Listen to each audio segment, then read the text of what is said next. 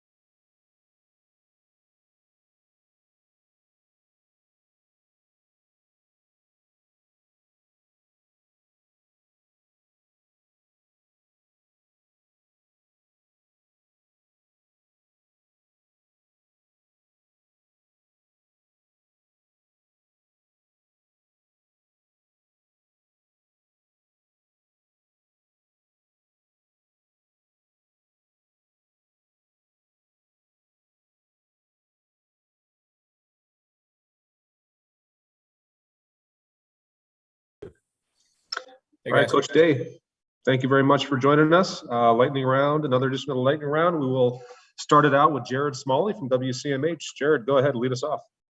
All right. Hi, Ryan. Obviously, they're from the radio show getting the understanding that CJ is going to play Saturday. My question is about your comfort level you developed last week with getting both Kyle and Jack in the game, getting them reps, real-time opportunities to play. Where is your comfort level now?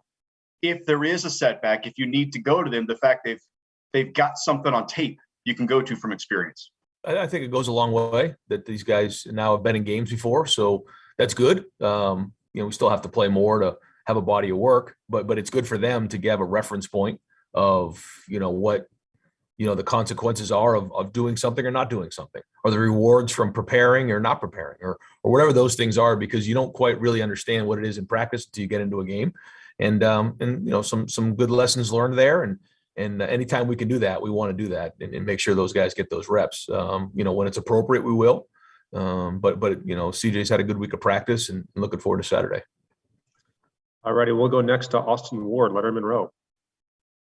Ryan, how long did you suspect that Steel Chambers might be better served playing linebacker?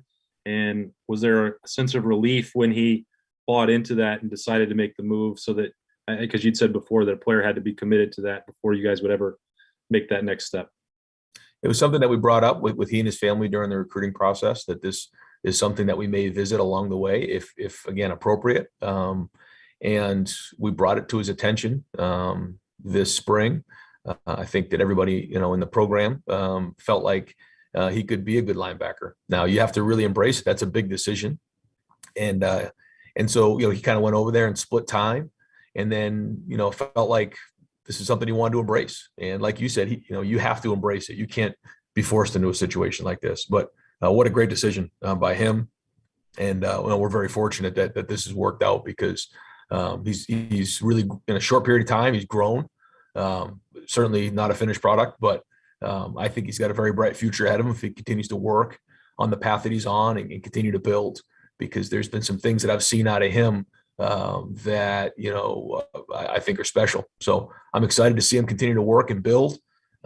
Again, has been playing the position very long. And so the more reps he gets, the better he's going to be. All right, we'll go next to Bill Rabinowitz, Columbus Dispatch. Hi, Ryan. It's obvious that Travion is a special talent. Just how unique is he, and what's the next step in his development? I mean, I don't know. I mean, I think that, we're 4 games in, and we're going to continue to learn more as the time goes on. But, he needs to first off just focus on taking care of that football. That's the first thing. He's got to take care of, the little things in terms of protection, making the right reads and preparing, just like everybody else. You can see his ability to, like you said, to be special and take the ball, from the second level to the third level to score a touchdown, and he's a home run threat, and that's good. But that doesn't work without our offensive line. I mean, I think he understands how important this is. It's team football, and whether it's covering Chris and Garrett on the outside or the offensive line blocking up front, this is a team effort, and I think our offense is embracing that. I think we're unselfish, and I think they understand that in order for us to be good on offense, we have to be balanced. But again, this is just a start for him. He's 4 games in. I think he's better now than he was 4 weeks ago. And I think the whole running back room is too. And I think it's got to be a strength for us as we move forward. But we'll see. Still got a long season ahead of us, and so we'll keep growing on it. Thanks. All righty, next up, we'll go to Dan Hope, 11 Warriors. Hey, Ryan, you guys have 5 players from New Jersey, 3 from New York. Kind of what's made that a valuable recruiting area for you? And now that Rutgers is kind of starting to build some momentum, are you getting more resistance on the recruiting trail from Rutgers? I think all those guys are excited to get back to the Northeast, which is great. And, some good players, and Greg, had his hand in recruiting several of those guys. So, it's always been an area that has a lot of talent, a lot of good players, and Greg's doing a good job of recruiting in that area. And so I think it's always special when we go back to our homes and where we're from, and we see family there. And I think that some of these guys had a big ticket requests. And so obviously they're excited to see their family and friends back home. But a lot of respect for the Northeast. Certainly, I know, growing up in the Northeast as well, all the great players in New Jersey, New York, and that area. So it's obviously an important recruiting area for us as well. All righty, we'll go next to Nathan Baird, Cleveland.com. Hey, Ryan, just what ways has Paul Rhodes been helpful with the defensive staff as it's had to go through some of this sort of urgent problem solving early on? I think he brings a great approach for our coaches of just somebody who's been a head coach before, who's been a coordinator at a couple different stops, and brings some experience to the table in that room. His job is really to kind of help out with the other coaches, and I think it's good to have that experience in that room and really appreciate his professionalism. Alrighty, next up, we'll go to Tim May. Tim? Yeah, Ryan, quarterback misses 2 straight throws, and there are a lot of fans that want him out of there, get to the next guy, et cetera. I'm just asking you, from a coach's standpoint, what is the tip? What tells you whether a guy is on that day or off, if you follow my drift? I mean, just give a couple of telltale signs you're always looking for from the sideline. Well, it starts with the week of practice. If guys are doing it in practice, then typically, you're going to see the same type of things in a game, but there are certainly wild cards when that happens. Maybe guys aren't seeing it as well that game that can happen. And there's a lot of factors that play into that. And I think that's kind of a game by game, case by case situation of when do you think, a guy's, feeling it, he's in a rhythm, or when he's not, because there's a lot of things that come into play. There's protection, there's route running, there's all those type of scheme. And so, identifying what that issue is at the moment, and then maybe trying to help them get into a rhythm is important. But again, it's usually, I would say, just to answer your question, it's probably a case by case situation based on what going into the game. And is a shovel pass a good way to get out of it? Shovel pass? Yeah, no, you kind of got Kyle going last week with a couple of shovel passes, Yeah. Well, you try to find ways to get him into a rhythm. I mean, that's part of it. And by playing the position, I kind of understand sometimes where, in the first game, you can all of a sudden start to, in your mind, build things up that, maybe aren't there. You just got to trust your eyes and trust your training. And then once you get into the rhythm and you kind of flush out all those nerves, you can go back to playing the game. And so tried to do that a little bit the other night. I appreciate it, man. Yep. Alrighty, next up, Clay Hall, WSYX. Hey, Coach, in talking with Travion last night, we got into him being a finance major, and when he wasn't playing high school ball, he studied wealth management, really got into it. Are you familiar with his investment acumen, and could he manage your millions? Well, I am aware that he likes to invest his money. It was probably in the springtime. I walked by one of the hot or cold tubs, and he was in there on his phone. And usually the guys are, on social media, listening to music or watching videos. He was checking the stock market. I think at the time he had bought Tesla with some of the money that he got from a scholarship check, I believe. And we talked about that for a little while. And he was very upset that Tesla at that time had gone down a little bit. So he lost a little bit of money that week. And I just thought that was pretty neat. I hadn't really heard much about that. I know Sam Hubbard maybe did that a few years ago. But even for a young guy to take that money and invest moving forward is, pretty forward thinking and very mature for a young man. So, that's part of the deal, is investing in your future. It's not what you make, it's what you save. And, we're just impressed by that whole interaction. Shows you Right, he's a we got time for self-starter, just a couple more. We'll go first to Jeremy Birmingham, Lettermen Row. Jeremy. Hey, Ryan, with the emergence of JT Tuimoloau, with Jack, with some of these young guys on the defensive line, how important is it for you to see the next step be taken by Tyreek, by Javonte, to put themselves in a position where not only are they back to being in that leadership role you expected, but to be on the field because those other guys are playing so well? Yeah, I think, we need those guys to be, impact players for us. And, that whole, unit, we got some different guys. We have some older guys, some younger guys, different guys who, are maybe in year 2 and 3.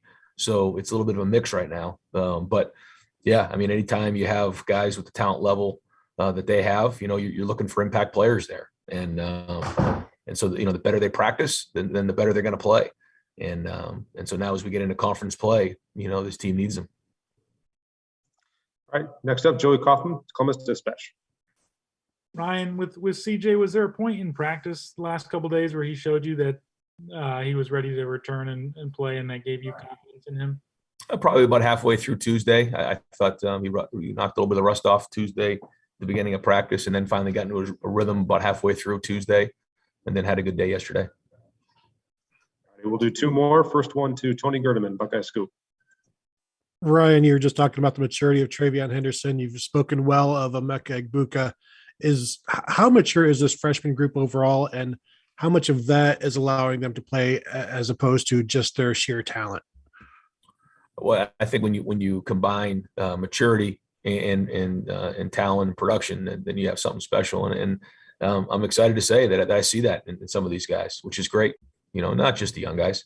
See it in a lot of our guys. See it in some of the older guys, some of the experienced players who have been around, and that's great. But it is exciting to know, that the future is really, really bright when you have talented young men who have maturity and have a seriousness and a focus and an approach, like some of the guys on our team, and that's exciting.